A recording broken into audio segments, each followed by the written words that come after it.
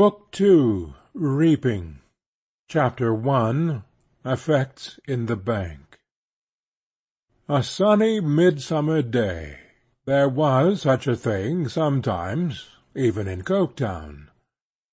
Seen from a distance in such weather, Coketown lay shrouded in a haze of its own, which appeared impervious to the sun's rays. You only knew the town was there, because you knew there could have been no such sulky blotch upon the prospect without a town. A blur of soot and smoke, now confusingly tending this way, now that way, now aspiring to the vault of heaven, now murkily creeping along the earth, as the wind rose and fell or changed its quarter. A dense, formless jumble, with sheets of cross-light in it, that showed nothing but masses of darkness. Coketown in the distance was suggestive of itself, though not a brick of it could be seen. The wonder was it was there at all. It had been ruined so often, that it was amazing how it had borne so many shocks. Surely there never was such a fragile china-ware as that of which the millers of Coketown were made. Handle them never so lightly, and they fell to pieces with such ease that you might suspect them of having been flawed before.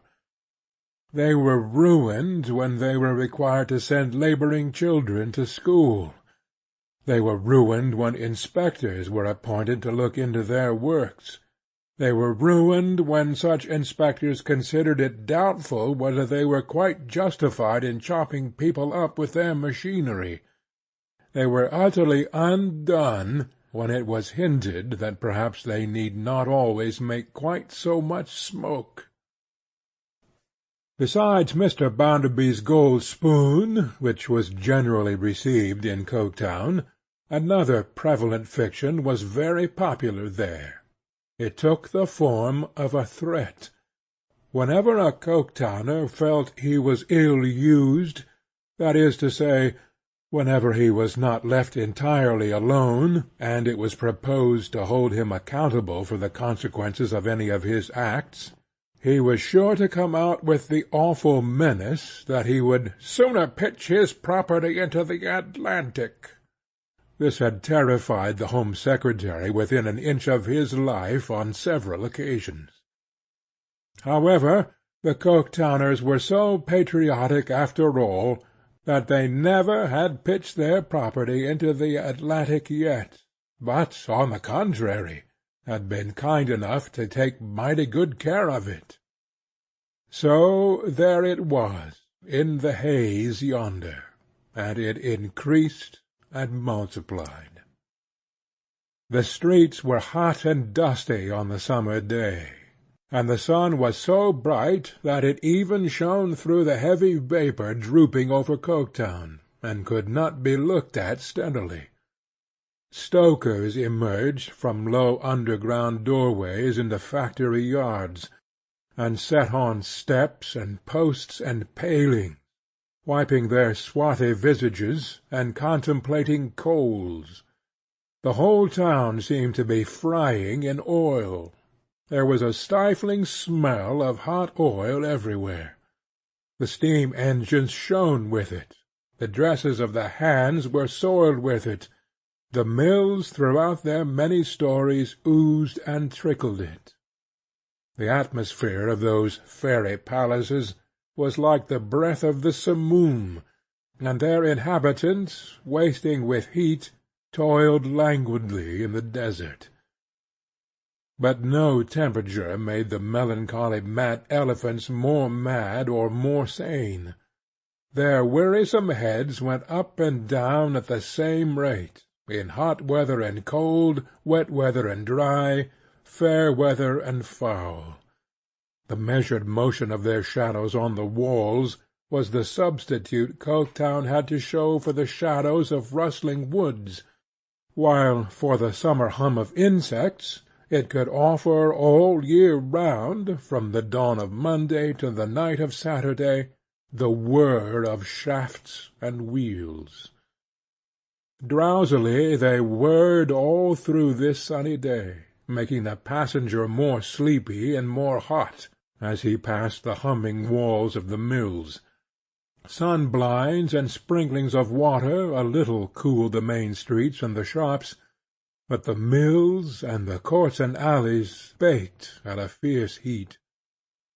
Down upon the river that was black and thick with dye, some Coketown boys, who were at large, a rare sight there, rowed a crazy boat, which made a spumous attack upon the water as it jogged along, while every dip of an oar stirred up vile smells. But the sun itself, however beneficent, generally was less kind to Coketown than hard frost, and rarely looked intently into any of its closer regions without engendering more death than life. So does the eye of heaven itself become an evil eye, when incapable or sordid hands are interposed between it and the things it looks upon to bless. Mrs. Sparsit sat in her afternoon apartment at the bank, on the shadier side of the frying street. Office hours were over, and at that period of the day, in warm weather, she usually embellished, with her genteel presence, a managerial board-room over the public office. Her own private sitting-room was a story higher, at the window of which post of observation she was ready every morning to greet Mr. Bounderby as he came across the road, with the sympathizing recognition appropriate to a victim. He had been married now a year, and Mrs. Sparsit had never released him from her determined pity a moment. The bank offered no violence to the wholesome monotony of the town. It was another red-brick house, with black outside shutters, green inside blinds, a black street-door up 2 white steps, a brazen door-plate, and a brazen door-handle, full stop. It was a size larger than Mr. Bounderby's house, as other houses were from a size to half a dozen sizes smaller. In all other particulars it was strictly according to pattern. Mrs. Sparsit was conscious that by coming in the evening-tide among the desks and writing implements, she shed a feminine, not to say also aristocratic, grace upon the office. Seated, with her needlework or netting apparatus at the window, she had a self-laudatory sense of correcting, by her ladylike deportment, the rude business aspect of the place. With this impression of her interesting character upon her, Mrs. Sparsit considered herself, in some sort, the bank fairy. The townspeople, who in their passing and repassing saw her there, regarded her as the bank dragon, keeping watch over the treasures of the mine. What these treasures were, Mrs. Sparsit knew as little as they did. Gold and silver coin, precious paper, secrets that if divulged would bring vague destruction upon vague persons, generally, however, people whom she disliked, were the chief items in her ideal catalogue thereof. For the rest, she knew that after office hours she reigned supreme over all the office furniture, and over a locked-up iron room with 3 locks, against the door of which strong chamber the light-porter laid his head every night, on a truckle-bed that disappeared at cock-crow. Further, she was lady paramount over certain vaults in the basement, sharply spiked off from communication with the predatory world, and over the relics of the current day's work, consisting of blots of ink, worn-out pens, fragments of wafers, and scraps of paper torn so small that nothing interesting could ever be deciphered on them when Mrs. Sparsit tried. Lastly, she was guardian over a little armoury of cutlasses and carbines, arrayed in vengeful order above one of the official chimney-pieces, and over that respectable tradition never to be separated from a place of business claiming to be wealthy, a row of fire-buckets, vessels calculated to be of no physical utility on any occasion, but observed to exercise a fine moral influence, almost equal to bullion, on most beholders. A deaf serving-woman and the light-porter completed Mrs. Sparsit's empire.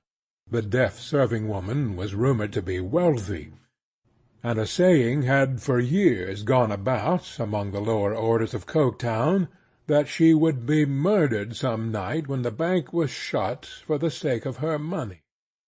It was generally considered, indeed, that she had been due some time, and ought to have fallen long ago, but she had kept her life and her situation with an ill-conditioned tenacity that occasioned much offence and disappointment. Mrs. Sparsit's tea was just set for her on a pert little table, with its tripod of legs in an attitude, which she insinuated after office hours into the company of a stern, leathern-topped long-board table that bestrode the middle of the room. The light-porter placed the tea-tray on it, knuckling his forehead as a form of homage. "Thank you, Bitzer," said Mrs. Sparsit. "Thank you, ma'am," returned the light-porter. He was a very light porter indeed, as light as in the days when he blinkingly defined a horse for girl number 20. "All is shut up, Bitzer?" said Mrs. Sparsit. "All is shut up, ma'am." "And what," said Mrs. Sparsit, pouring out her tea, "is the news of the day? Anything?" "Well, ma'am, I can't say that I've heard anything particular. Our people are a bad lot, ma'am, but that is no news, unfortunately." "What are the restless wretches doing now?" asked Mrs. Sparsit. "Merely going on in the old way, ma'am, uniting and leaguing and engaging to stand by one another." "It is much to be regretted," said Mrs. Sparsit, making her nose more Roman and her eyebrows more Coriolanian in the strength of her severity, "that the United Masters allow of any such class combinations." "Yes, ma'am," said Bitzer. "Being united themselves, they ought one and all to set their faces against employing any man who is united with any other man," said Mrs. Sparsit. "They have done that, ma'am," returned Bitzer. "but it rather fell through, ma'am." "I do not pretend to understand these things," said Mrs. Sparsit with dignity, "my lot having been signally cast in a widely different sphere, and Mr. Sparsit, as a Powler, being also quite out of the pale of any such dissensions. I only know that these people must be conquered, and that it's high time it was done, once for all." "Yes, ma'am," returned Bitzer, with a demonstration of great respect for Mrs. Sparsit's oracular authority. "You couldn't put it clearer, I am sure, ma'am." As this was his usual hour for having a little confidential chat with Mrs. Sparsit, and as he had already caught her eye and seen that she was going to ask him something, he made a pretence of arranging the rulers, inkstands, and so forth, while that lady went on with her tea, glancing through the open window down into the street. "Has it been a busy day, Bitzer?" asked Mrs. Sparsit. "Not a very busy day, my lady. About an average day." He now and then slided into "my-lady" instead of "ma'am," as an involuntary acknowledgment of Mrs. Sparsit's personal dignity and claims to reverence. "The clerks?" said Mrs. Sparsit, carefully brushing an imperceptible crumb of bread and butter from her left-hand mitten, "are trustworthy, punctual, and industrious, of course?" "Yes, ma'am, pretty fair, ma'am, with the usual exception." He held the respectable office of general spy and informer in the establishment. for which volunteer service he received a present at Christmas, over and above his weekly wage. He had grown into an extremely clear-headed, cautious, prudent young man, who was safe to rise in the world. His mind was so exactly regulated that he had no affectations or passions. All his proceedings were the result of the nicest and coldest calculation, and it was not without cause that Mrs. Sparsit habitually observed of him that he was a young man of the steadiest principle she had ever known. Having satisfied himself, on his father's death, that his mother had a right of settlement in Coketown, this excellent young economist had asserted that right for her with such a steadfast adherence to the principle of the case, that she had been shut up in a workhouse ever since. It must be admitted that he allowed her £half of tea a year, which was weak in him. First, because all gifts have an inevitable tendency to pauperize the recipient, and secondly, because his only reasonable transaction in that commodity would have been to buy it for as little as he could possibly give, and sell it for as much as he could possibly get, it having been clearly ascertained by philosophers that in this is comprised the whole duty of man, not a part of man's duty, but the whole. Pretty fair, ma'am, with the usual exception, ma'am, repeated Bitzer. Ah, said Mrs. Sparsit, shaking her head over her teacup, and taking a long gulp. Mr. Thomas, ma'am. I doubt Mr. Thomas very much, ma'am. I don't like his ways at all. Bitzer, said Mrs. Sparsit, in a very impressive manner. do you recollect my having said anything to you respecting names? I beg your pardon, ma'am. It's quite true that you did object to names being used, and they're always best avoided. Please to remember that I have a charge here, said Mrs. Sparsit, with her air of state. I hold a trust here, Bitzer, under Mr. Bounderby. However improbable both Mr. Bounderby and myself might have deemed it years ago that he would ever become my patron, making me an annual compliment, I cannot but regard him in that light. From Mr. Bounderby I have received every acknowledgment of my social station, and every recognition of my family descent that I could possibly expect. More, far more. Therefore to my patron I will be scrupulously true, and I do not consider, I will not consider, I cannot consider, said Mrs. Sparsit, with a most extensive stock on hand of honour and morality, that I should be scrupulously true if I allowed names to be mentioned under this roof that are unfortunately, most unfortunately, no doubt of that, connected with his. Bitzer knuckled his forehead again, and again begged pardon. No, Bitzer, continued Mrs. Sparsit. Say an individual, and I will hear you. Say Mr. Thomas, and you must excuse me. With the usual exception, ma'am, said Bitzer, trying back, of an individual. Ah. Mrs. Sparsit repeated the ejaculation, the shake of the head over her teacup, and the long gulp, as taking up the conversation again at that point where it had been interrupted. An individual, ma'am, said Bitzer, has never been what he ought to have been since he first came into the place. He is a dissipated, extravagant idler. He is not worth his salt, ma'am. He wouldn't get it either if he hadn't a friend and relation at court, ma'am. Ah, said Mrs. Sparsit, with another melancholy shake of her head. I only hope, ma'am, pursued Bitzer, that his friend and relation may not supply him with the means of carrying on. Otherwise, ma'am, we know out of whose pocket that money comes. ah, sighed Mrs. Sparsit again, with another melancholy shake of her head. He is to be pitied, ma'am. The last party I have alluded to is to be pitied, ma'am, said Bitzer. Yes, Bitzer, said Mrs. Sparsit. I have always pitied the delusion. Always. As to an individual, ma'am, said Bitzer, dropping his voice and drawing nearer, he is as improvident as any of the people in this town. And you know what their improvidence is, ma'am. No one could wish to know it better than a lady of your eminence does. They would do well, returned Mrs. Sparsit, to take example by you, Bitzer. Thank you, ma'am. But since you do refer to me, now look at me, ma'am.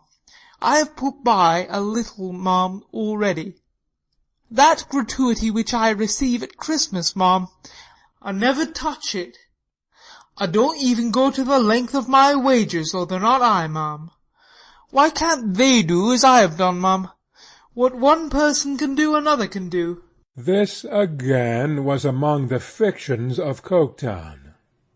Any capitalist there, who made £60,000 out of sixpence, always professed to wonder why the 60,000 nearest hands didn't each make £60,000 out of sixpence, and more or less reproached them every one for not accomplishing the little feat.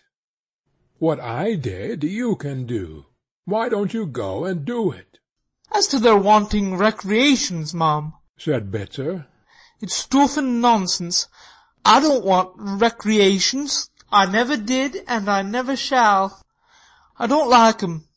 As to their combining together, there are many of them, I have no doubt, that by watching and informing upon one another, could earn a trifle now and then, whether in money or goodwill, and improve their livelihood. Then why don't they improve it, ma'am? It's the first consideration of a rational creature, and it's what they pretend to want. Pretend, indeed, said Mrs. Sparsit. I am sure we are constantly erring, ma'am, till it becomes quite nauseous concerning their wives and families, said Bitzer. Why, look at me, ma'am, I don't want a wife and family. Why should they? Because they are improvident, said Mrs. Sparsit. Yes, ma'am, returned Bitzer. That's where it is. If they were more provident and less perverse, ma'am, what would they do? They would say, while my hat covers my family, or while my bonnet covers my family, as the case might be, ma'am. I've only one to feed, and that's the person I most like to feed. To be sure, assented Mrs. Sparsit, eating muffin. Thank you, ma'am, said Bitzer, knuckling his forehead again in return for the favour of Mrs. Sparsit's improving conversation. Would you wish a little more hot water, ma'am, or is there anything else that I could fetch you? Nothing just now, Bitzer. Thank you, ma'am. I shouldn't wish to disturb you at your meals, ma'am, particularly tea, knowing your partiality for it, said Bitzer, craning a little to look over into the street from where he stood. But there's been a gentleman been looking up here for a minute or so, ma'am, and he has come across as if he was going to knock. That is his knock, ma'am, no doubt. He stepped to the window, and looking out, and drawing in his head again, confirmed himself with, Yes, ma'am. Would you wish the gentleman to be shown in, ma'am? I don't know who it can be, said Mrs. Sparsit, wiping her mouth and arranging her mitten. A stranger, ma'am, evidently. What can a stranger want at the bank this time of evening, unless he comes upon some business for which he is too late, I don't know, said Mrs. Sparsit.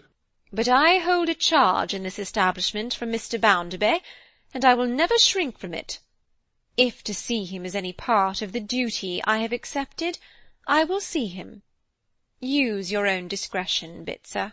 Here the visitor, all unconscious of Mrs. Sparsit's magnanimous words, repeated his knock so loudly that the light porter hastened down to open the door, while Mrs. Sparsit took the precaution of concealing her little table, with all its appliances upon it, in a cupboard, and then decamped upstairs, that she might appear, if needful, with the greater dignity.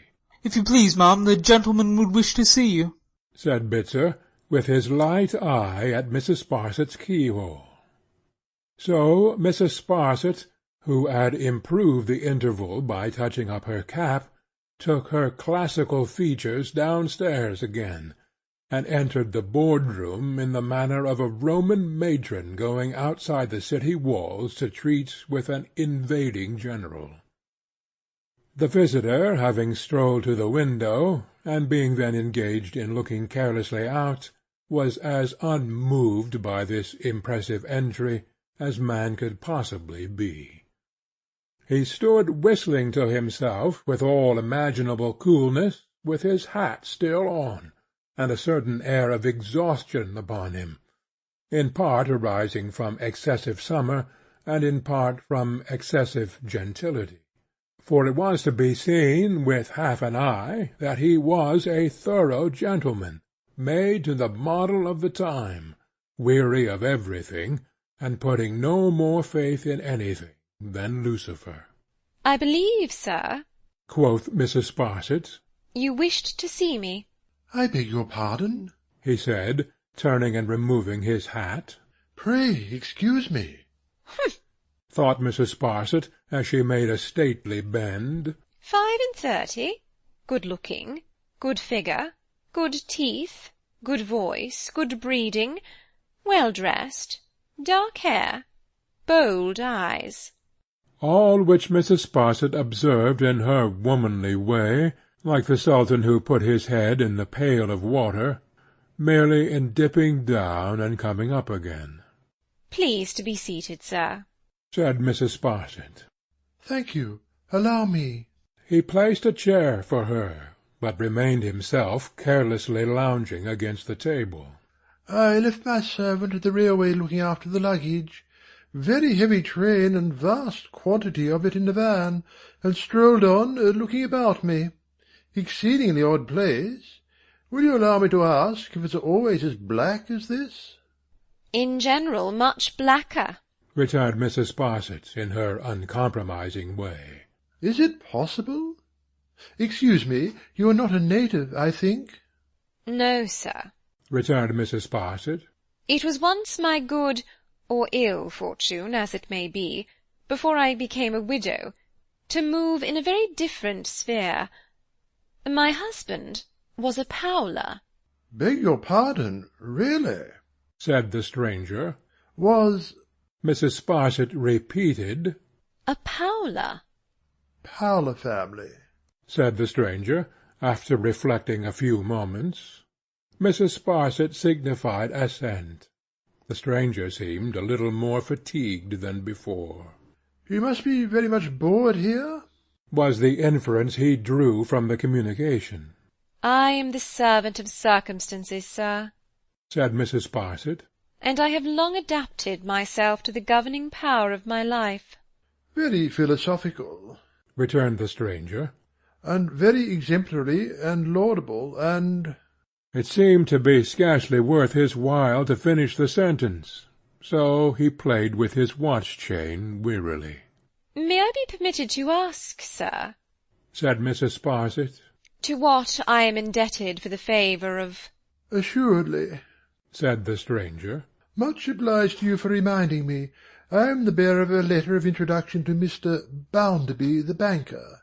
Walking through this extraordinarily black town, while we were getting dinner ready at the hotel, I asked a fellow whom I met, one of the working people who seemed to have been taking a shower bath of something fluffy, which I assumed to be the raw material—" Mrs. Sparsit inclined her head. "Raw material, where Mr. Bounderby the banker might reside. Upon which, misled no doubt by the word banker, he directed me to the bank. Fact being, I presume, that Mr. Bounderby the banker does not reside in the edifice to which I have the honour of offering his explanation?" "No, sir," returned Mrs. Sparsit. "he does not." "Thank you. I had no intention of delivering my letter at the present moment, nor have I, but strolling on to the bank to kill time, and having the good fortune to observe at the window—" towards which he languidly waved his hand, then slightly bowed. "A lady of a very superior and agreeable appearance.